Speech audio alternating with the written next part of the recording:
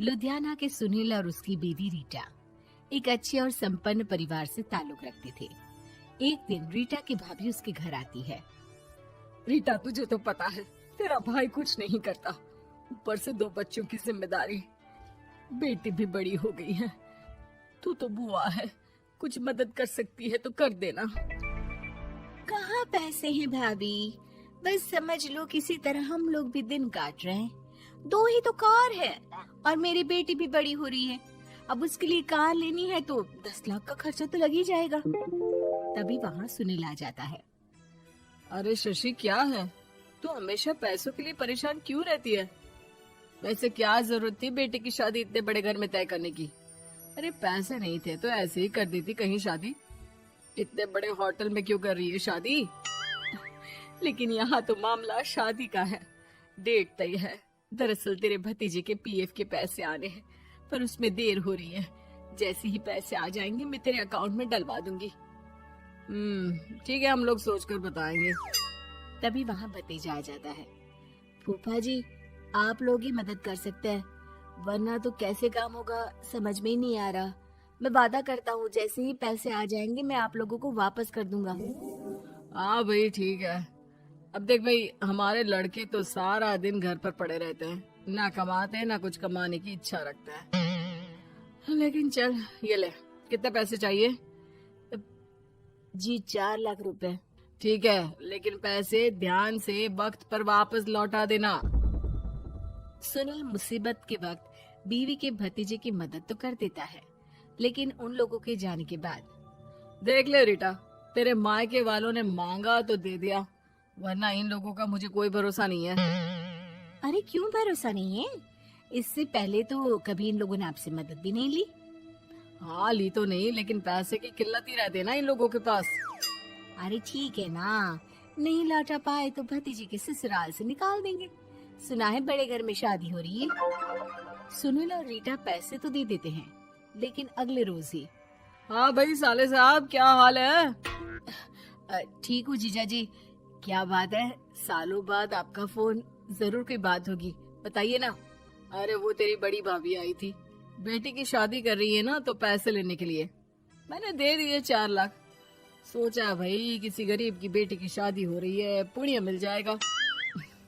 अच्छा किया जीजा जी, उनका बेटा बहुत मेहनती है, जल्द ही लौटा भी देगा। वहीं रीटा भी फोन करके हर किसी को पैसे देने की बात करती है। रीटा की भाभी शशि के पास उसके भाई का फोन आता है। तूने सुनील से पैसा लिया है क्या? नहीं भाई, सिर्फ बात की है, बोल तो रहा है कि दे देगा। वो लोग मदद करने वालों में से नहीं है, और मदद कर भी दे लेकिन समाज में गा गा कर हालत बुरी कर देते हैं।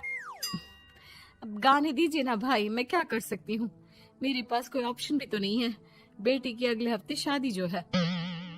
शशि की बेटी की शादी हो जाती है, लेकिन शादी के 1 महीने बाद ही सुनील का फोन भतीजे के पास आता है। हाँ भाई, शादी तो हो गई हम लोगों की दुआ से। अब देख, ऐसा ही फायदा होता है पैसे वाले रिश्तेदार हो तो। तेरे वक्त पर हम कैसे खड़े हो गए थे, लेकिन अब पैसा लौटा दे भाई। जी, मैंने पीएफ के लिए अप्लाई कर दिया था, उसकी नोटिफिकेशंस मैं आपको भी भेज देता हूँ। मुझे लगता है 10 दिन में पैसे आ जाना चाहिए। जैसे ही पैसा आएगा मैं आपके अकाउंट में डाल दूंगा। और ना जी ना, कोई नोटिफिकेशन नहीं चाहिए, पैसा चाहिए, पैसा। ठीक है अंकल, बस 10 दिन का समय दे दीजिए। अभी हफ्ता भी पूरा नहीं होता कि भतीजे के पास उसके गांव के दूर के चाचा का फोन आता है। अरे बेटा, क्या बात है, सुनील के कोई पैसे ले रखे हैं तो दे क्यों नहीं देता? हाँ चाचा जी, बात तो हुई थी, 10 दिन का वक्त मांगा है, उम्मीद है हो ही जाएगा। अरे फोन कर रहा है, रोज बता रहा था कि बेटी की शादी में मदद की थी। अब क्या है ना, भले ही शादी 10 दिन रोक देते, लेकिन सुनील से मदद नहीं लेनी चाहिए थी। याद है ना, मधु की मदद करके कितना बदनाम कर दिया था उसने पूरे घर को सोसाइटी में। हाँ चाचा जी, मैं भी यही सोच रहा था कि उन लोगों से मदद नहीं लेनी चाहिए थी। कई लोगों के फोन आ चुके हैं। वहीं रीटा अपनी भाभी को फोन कर देती है। क्या है भाभी, कब पैसे लौटाओगी? पता है ना ये कितना बोल रहे थे, तुम्हारे बोलने पर मैंने पैसे दिए हैं। भाभी अब तो आपके बेटे की कार बेच दो और हम लोगों के पैसे दे दो। अरे लेकिन रीटा, बात तो 3 महीने की हुई थी ना, अभी तो 2 महीने भी नहीं हुए पैसा लिए, थोड़ा तो सब्र करो। नहीं नहीं भाभी, वैसे मेरा बेटा टिक्कू आ रहा है आप लोगों के घर रहने के लिए, उसको अच्छे से खिलाना पिलाना, समझी? भाभी को समझ में नहीं आता कि वो क्या करे। वो बेटे से बात करती है। अरे माँ, इन लोगों से मदद लेकर सच में बहुत बड़ी गलती कर दी। मुझे खुद समझ में नहीं आता कि कैसे इन लोगों के पैसे जल्द से जल्द दे दूं।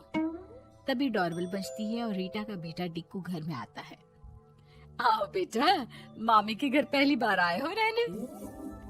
आप पापा बोल रहे थे कि आप लोग पैसे का ब्याज तो दे नहीं पाओगे, तो तब तक मैं यहीं रह लूं। और हाँ, मैं एसी के बिना नहीं सो पाता। आप लोग अपना देख लेना और पैसे जल्दी लौटा देना, क्योंकि मैं थोड़ा जल्दी जाना चाहता हूँ।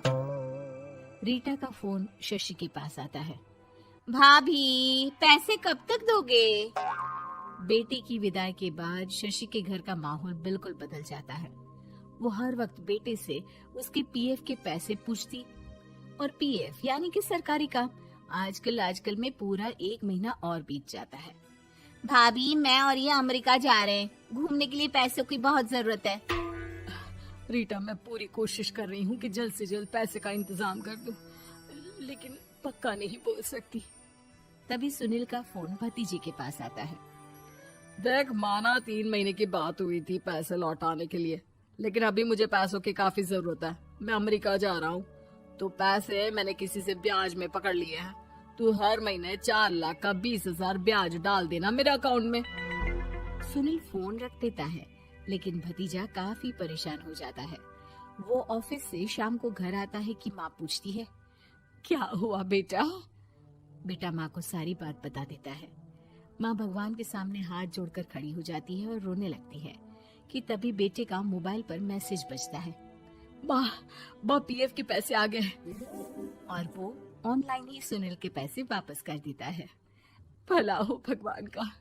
लेकिन आज एक बात तो समझ में आ गई, मदद हमेशा उन लोगों से लो जो मदद के बदले आपसे मदद में दी गई रकम ही वापस लें, ना कि समाज में आपकी इज्जत।